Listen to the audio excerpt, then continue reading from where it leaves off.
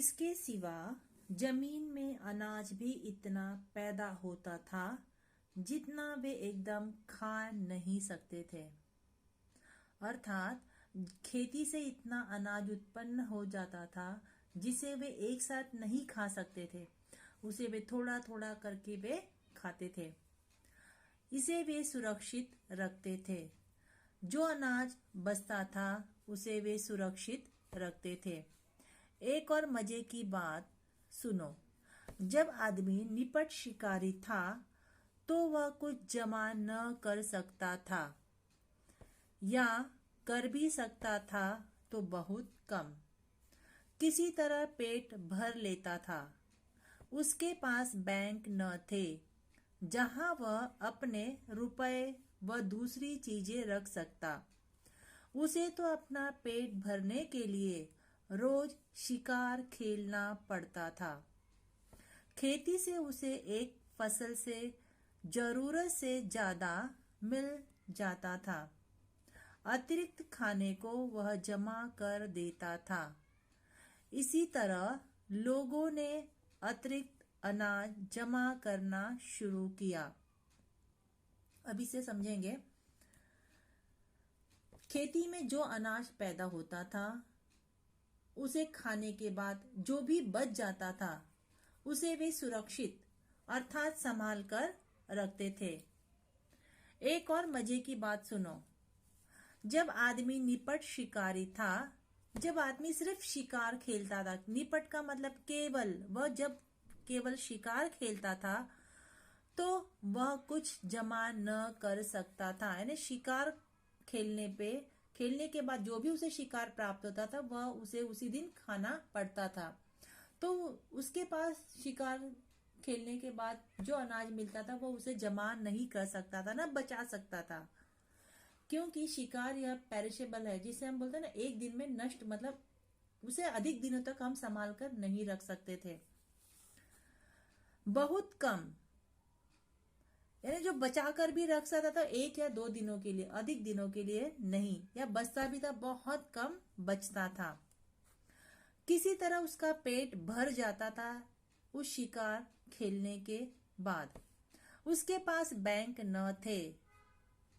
Bank जहां पर हम पैसे जमा करते हैं उस समय बैंक न थे जहां वह अपने रुपए व दूसरी चीजें रख सकता था। उस समय बैंक नहीं था।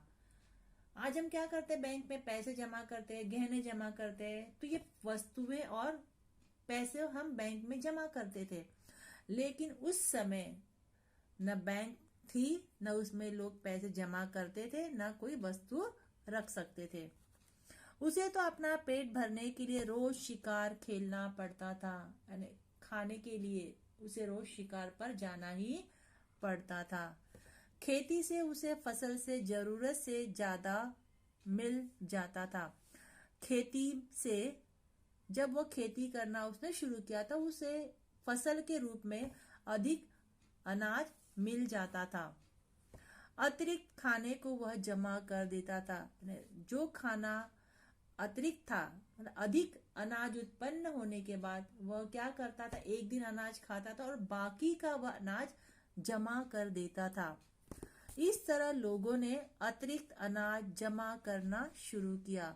इस तरह लोगों ने क्या किया, सबके खेतों में अनाज पैदा होने लग गया, तो जो भी अनाज बचता था तो वह अतिरिक्त होता था, एक्स्ट्रा जिसे हम कहते हैं, वो अनाज जमा कर देता था।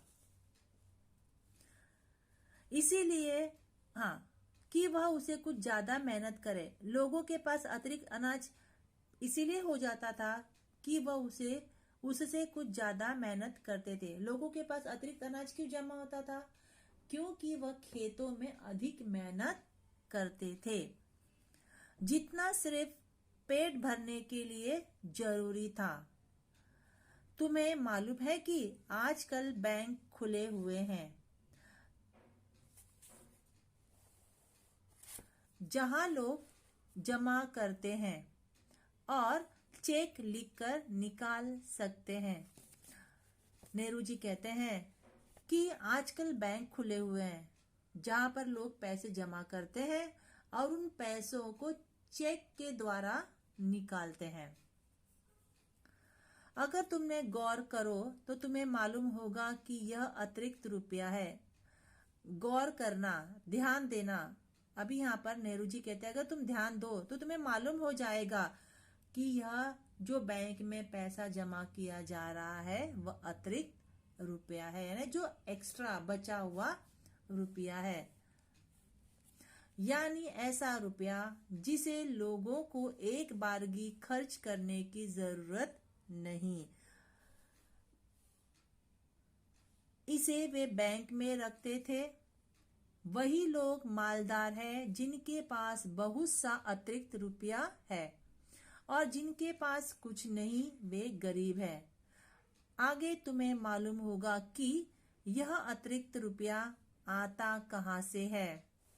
इसका सबब यह नहीं है कि आदमी दूसरों से ज्यादा काम करता है और ज्यादा कमाता है, बल्कि आजकल जो आदमी बिल्कुल काम नहीं करता है उसके पास तो बचत होती है, और जो पसीना बहाता है उसे खाली हाथ रहना पड़ता है। यहाँ पर नेहरू जी कहते हैं कि जिनके पास बहुत सा अतिरिक्त रुपया है और जिनके पास कुछ नहीं है वे गरीब है, और जिनके पास बहुत सारा एक्स्ट्रा रुपया है वे मालदार, मालदार का मतलब है अमीर है, और जिनके पास अतिरिक्त रुपया नहीं है वे कैसे है, गरीब है। आगे तुम्हें मालूम होगा कि अतिरिक्त रुपया आता कहाँ से, वह एक्स्ट्रा रुपया कहाँ से आता है। सबब, सबब का मतलब होता है कारण, हेतु। इसका मतलब यह नहीं कि आदमी दूसरों से ज्यादा काम करता है और ज्यादा कमाता है। जिनके पास एक्स्ट्रा रुपया है इसका मतलब ये नहीं कि वे दूसरों से अधिक काम करते हैं, बल्कि आजकल जो आदमी बिल्कुल काम नहीं करता है उनके पास तो बचत होती है। अतिरिक्त रुपया किनके पास है, जो बिल्कुल काम नहीं करता है, जिनके पास बचत होती है वही अमीर होते हैं, और जो पसीना बहाता है यानी जो मेहनत करता है उसे खाली हाथ रहना पड़ता है, जो मेहनत करता है उसके पास रुपए नहीं होते हैं। कितना बुरा इंतजाम है। बहुत से लोग समझते हैं कि इसी बुरे इंतजाम के कारण दुनिया में आजकल इतने गरीब है। नेहरू जी कहते हैं कितना बुरा इंतजाम है, यानी सिस्टम बहुत ही गलत है। बहुत से लोग समझते हैं कि बुरे इसी इंतजाम के कारण दुनिया में आजकल इतने गरीब है। अभी शायद तुम यह बात समझ लो न सको, इसीलिए इसमें सिर न खपाओ। नेहरू जी कहते हैं तुम्हें यह बात अभी समझ में नहीं आएगी, इसलिए तुम अपने मस्तिष्क का अधिक उपयोग न करो। न खपाओ मतलब अपने दिमाग का अधिक उपयोग न करो। थोड़े दिनों में तुम इसे समझने लगोगी, थोड़े दिनों के बाद तुम्हें यह बात समझ में आ जाएगी। इस वक्त तो तुम्हें इतना ही जानना पर्याप्त है कि खेती से आदमी को उससे ज्यादा खाना मिलने लगा जितना वह खा नहीं सकता था। वह जमा कर लिया जाता था। उस जमाने में न रुपए थे न बैंक। जिनके पास बहुत सी गायें, भेड़ें, ऊंट या अनाज होता था वे ही अमीर कहलाते थे। नेहरू जी कहते हैं कि इस वक्त तो तुम्हें इतना ही जानना पर्याप्त, पर्याप्त का मतलब अधिक, तुम इतना ही जानो यह तुम्हारे लिए अधिक है कि खेती से आदमी को उससे ज्यादा खाना मिलने लगा जितना वह खा नहीं सकता था। नेहरू जी कहते हैं कि खेतों में उसे इतना अनाज मिलने लग गया कि वह जितना खा नहीं सकता था तो वह जमा कर लिया जाता था, उस अनाज को वह जमा कर लेता था। उस जमाने में न रुपए थे न बैंक थे।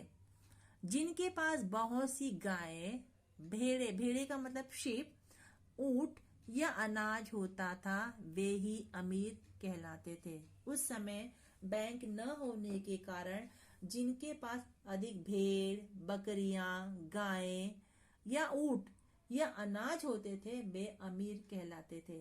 और आजकल क्या हो गया है, जिनके पास धन अधिक है बैंकों में वे अमीर कहलाते हैं। तुम्हारा पिता जवाहरलाल नेहरू, यह तुम्हारे पिता द्वारा लिखा गया पत्र है। यह यहीं पर समाप्त हो रहा है। आगे हम स्वाध्याय करेंगे अगली कक्षा में। धन्यवाद।